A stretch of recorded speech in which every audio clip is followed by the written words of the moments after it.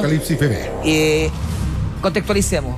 ¿Cómo podríamos definir el concepto del apocalipsis en estos tiempos? Bueno, apocalipsis significa revelación, en definitiva, y hace referencia en específico a uno de los libros dentro de la Biblia cristiana y en particular que habría sido escrito por el apóstol San Juan. Ahora, hoy día, eso aparentemente no se sostiene, sino que habría sido un Juan que habría escrito precisamente ese texto, como tú decías, 60 años después de la muerte de Cristo. Ahora, también viene la pregunta de cuál es el origen del libro, del Apocalipsis. Porque por un lado está la tesis clásica, que es la que dice que, claro, en tiempos de tribulaciones, cuando los cristianos eran perseguidos, fundamentalmente en la época de Domiciano, un emperador que gobierna a finales del siglo I, efectivamente esto es un consuelo. O sea, el consuelo de que algún día los injustos, los malos serán vencidos, el reino de Cristo vendrá y será un paraíso en la tierra y eventualmente volveremos a la casa del Padre. Esa es más o menos la idea detrás.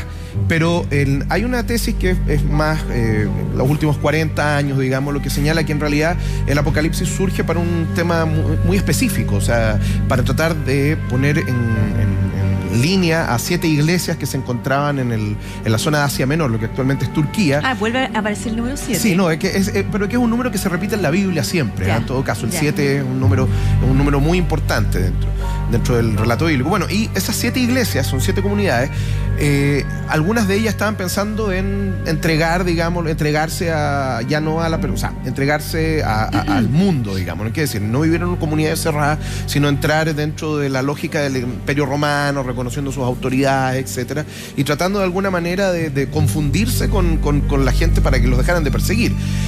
Y efectivamente el Apocalipsis lo que vendría a hacer es en ponerlas en orden y decirles no, el mensaje de Cristo es ponernos en definitiva en orden, en una sola línea contra el pagano, digamos. Yo sé que vamos a revisar el tema de los números y las señales, los símbolos, ¿verdad?, del Apocalipsis, pero cuando uno piensa en Apocalipsis se habla del anticristo y como que uno escucha y conversa de estos temas en la ignorancia absoluta sobre el Apocalipsis. Muchos dicen que el anticristo ya estaría presente en la humanidad. ¿Qué nos puedes decir al respecto de eso, Rafael? Y si estamos viviendo tiempos de apocalipsis. Bueno, es evidente que estamos viviendo tiempos de apocalipsis, independientemente de que desde el punto de vista histórico siempre hemos tenido guerras, siempre han habido catástrofes, pero las profecías establecen claramente un aumento importante y ostensible en estos acontecimientos en los últimos años. Por ejemplo, hace 113 años que hubo un incremento de manera exponencial en los terremotos. Han habido terremotos todo el tiempo, pero hace 113 años que los terremotos son evidentes y somos testigos de ello. Ahora bien, la pregunta que tú me hacías en base al anticristo. Tú dices que hay una teoría. Hay una teoría importante. Hay una persona en 7.000 millones de habitantes en el planeta que calza y califica en un 100% en la posibilidad de que este sea el anticristo. ¿Hoy? Hoy día es una persona. Perdón, hoy día existe una persona. Hoy día existe una persona y estudios escatológicos y muchos estudiosos también han afirmado que es la única persona. ¿Y quién es? ¿Qué características tiene esa persona? Las características que tiene, que ipso facto tiene que ser judío. ¿Y por qué tiene que ser judío? ¿Por qué? Porque cuando Jesucristo profirió estas palabras y dijo que a él no le recibían, pero otra que venga en su propio nombre, a ese recibiréis en su propio nombre. Para que los judíos reciban al anticristo, tiene que ser primero de la tribu de Judá. Y segundo, tiene que ser judío, obviamente, porque es de la tribu de Judá. Ahora, los judíos ortodoxos, los más claves en este tema, también han reconocido a un rey. ¿De acuerdo? Ahora, esa persona tiene que ser una persona que tiene que estar muy preparada desde el punto de vista político, social, económico y principalmente desde el punto de vista bélico. No hay otra persona en el mundo, en términos simples, que sea capitán general en todas las áreas de la naval, qué sé yo, de la aviación o en su efecto del ejército. Solamente hay una persona. ¿Y quién sería esa persona?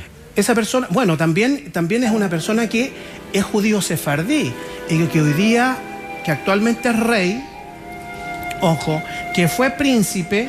¿El de España? Momento, fue príncipe, ahora esto tal vez tiene una connotación... Pero ¿lo dije bien? ¿Estaba pensando en esa persona? Sí, ahora, este tema que estamos conversando está 100% vedado en España. De este tema no se puede conversar en España. De hecho, hay uno de los guardaespaldas que tenía el rey Felipe de Asturias. Espérese, Rafael. Para ir haciendo un paralelo con Cristóbal, porque usted avanzó 1000 kilómetros y de verdad que nos sorprendió con lo que nos acaba de decir. Para ir avanzando en paralelo con el tema de la historia, y quiero escuchar también a Cristóbal. El anticristo, la figura del anticristo, ¿qué figura tiene en la historia y sobre todo en el Apocalipsis, según tu visión, para hacer un paralelo e ir como complementando lo que nos acaba de decir Rafael? Yo lo he conversado con Rafael en algún momento, pero a ver, el tema es que con las profecías ocurre el siguiente problema. Las profecías están escritas en un lenguaje abierto. Entonces al final tú las puedes... Claro, y no solo eso, sino que además también las puedes hacer calzar en determinadas épocas. Por ejemplo, en las épocas de las cruzadas... Es como una encuesta, más o menos. Para lo que uno quiera. Bueno, más o menos. La bajaste mucho la profecía. Sí, pero mira, el problema con Nostradamus, por ejemplo, que ya saliendo un poco... Claro. Que puede calzar con distintos relatos, con distintas épocas. En la época de las cruzadas se pensaba que venía el fin del mundo, guerra, hambre, peste, etc. En fin...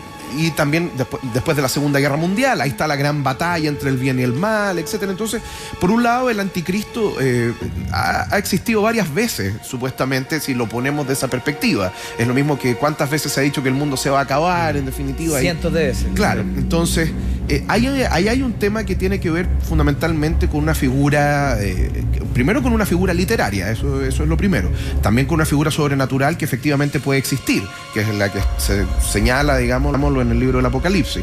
Pero también, como te digo, hay un recurso literario, digámoslo, de quién sería la persona en definitiva que sería el precursor del mal y que eventualmente tendría que ser derrotado. Y ese anticristo, disculpa, Cristóbal, aparece cada cierta época, estoy inventando, cada 100 años existe un anticristo, o esto llega ahora y eso es una señal.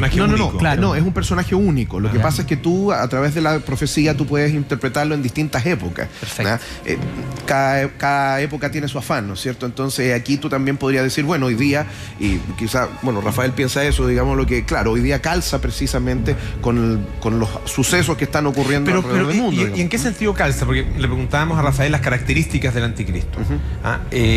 ¿Qué características tiene el anticristo a juicio tuyo, el que está descrito en el Apocalipsis y que uno podría interpretar que está presente, que está vivo, que es una persona incluso que todos conocemos? Bueno, Rafael tiene razón al decir, por ejemplo, tiene que ser una persona preparada porque va a ser un líder político, ¿ya? Pero al mismo tiempo también pareciera que es un líder político y religioso. Que pero va a tener positivo se supone, porque lo que nos han dicho es que no todos le vamos a creer a esa figura, ¿o no? Anticristo, claro, pero es un profeta falso en definitiva, ¿no? Como se decía acá, claro, viene en nombre de, pero no es en definitiva. Pero al principio no nos vamos a dar cuenta de eso. Claro, al menos eso es lo que señala la profecía del Apocalipsis. Yo estoy para adentro. Quedamos para adentro con lo que dijo Rafael. Porque ¿por qué tú lo calzas con una figura como esa? Es que primero es la única persona en 7.000 millones de habitantes, la única persona. Ahora, no estoy diciendo que él es el anticristo. ¿Por qué? Porque la forma de darse cuenta de la aparición del anticristo, primero, la iglesia, yo no me refiero a una religión, la iglesia tiene que ipso facto ser arrebatada. Ya lo hemos conversado en otras oportunidades, que dice relación con profecías que están en 1 Corintios capítulo 15, en 2 de Tesalonicenses capítulo 4, del verso 13 al verso 18, pero también el arrebatamiento tiene una preparación en todos los pasajes de la Biblia. Ojo. Pero tú, cuando estábamos viendo la nota, me dijiste que hay un capítulo y un versículo que confirmaría quién podría ser el anticristo y le acepta señales. ¿Lo dijiste ya o no? No, sí, te lo comenté. Bueno, los escatólogos, los estudiosos del tema, dicen de que Apocalipsis capítulo 6, el verso 2, en donde se manifiesta a un jinete en un caballo blanco, que tiene corona sobre su cabeza y que viene con una aljaba en el fondo, con un arco, ¿no es cierto? Pero con un arco sin flechas. Ojo, que no menciona las flechas, pero que sale venciendo y para vencer.